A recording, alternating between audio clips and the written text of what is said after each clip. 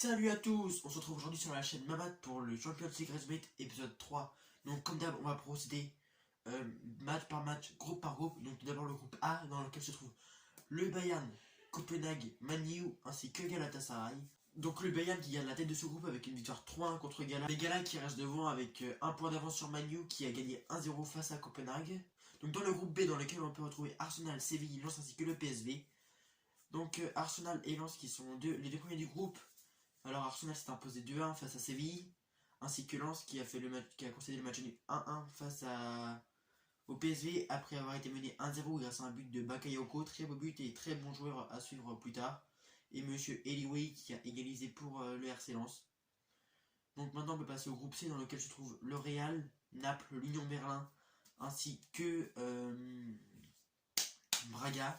Donc dans ce groupe le Real s'est imposé 2-1 face à Braga. Et le Napoli 1-0 face à l'Union Berlin, donc le Real en tête, tandis que l'Union Berlin dans la crise est dernier de ce groupe. Dans le groupe D qui est dominé par la Real Sociedad ainsi que l'Inter, et malheureusement Benfica qui va, je pense pour moi, être éliminé de ce groupe après avoir 7 points de retard. Il ne reste que 9 points à prendre, donc ça va être très très compliqué pour eux. Donc là le Benfica qui s'est incliné 1-0 face à Salzbourg, face à la Real Sociedad, et l'Inter qui a gagné face à Salzbourg. Le groupe E dans lequel on peut retrouver la Lazio, Feyenoord, l'Atlético ainsi que le Celtic. Donc Feyenoord et l'Atlético qui font la course en tête tandis que la Lazio et le Celtic sont les deux bons derniers. Donc l'Atlético qui a concédé le nul face au Celtic et Feyenoord qui s'est imposé 3-1 face à la Lazio. Donc groupe F avec le PSG en tête et Milan qui est tout en dessous du classement après une victoire 3-0 du PSG magnifique. Magnifique victoire, non, parce que ça peut être un match complètement abouti. Bref, quand même le PSG qui a quand même gagné 3-0 face à Milan, une bonne performance. Tandis que de l'autre côté, grosse surprise, le BVB Dortmund qui s'est imposé 1-0 face à Newcastle, ce qui relance totalement toutes les cartes dans ce groupe, même si Milan est, je trouve, beaucoup en dessous. Enfin, après les 3 premiers matchs de Milan qu'on a pu voir, je pense qu'il va falloir relever les manches un petit peu pour relever leur niveau, mais c'est tout à fait possible dans le football, tout est possible. Donc maintenant le groupe G dans lequel se trouve City, Manchester City, les Young Boys Bern, Leipzig ainsi que l'Étoile Rouge de Belgrade. Donc les deux matchs se sont soldés sur le même résultat. City qui a gagné 3-1 face aux Young Boys et Leipzig qui a gagné 3-1 face à l'Étoile Rouge. Donc City et Leipzig font la course en tête tandis que les Young Boys ainsi que l'Étoile Rouge sont en dessous. Donc dernier groupe de cette Champions League dans lequel on peut retrouver le Barça, Antwerp, Porto ainsi que Shakhtar.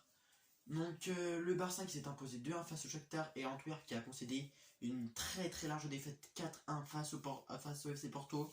Donc le Barça qui pour l'instant dans un groupe très peu relevé fait la course en tête tandis que les 3 autres clubs sont derrière. Donc on commence déjà à pouvoir un petit peu dessiner les qualifiés, les premiers, etc.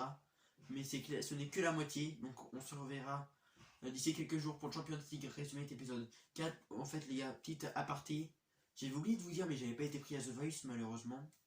C'est étonnant que j'ai pas été pris parce que j'étais presque sûr de moi.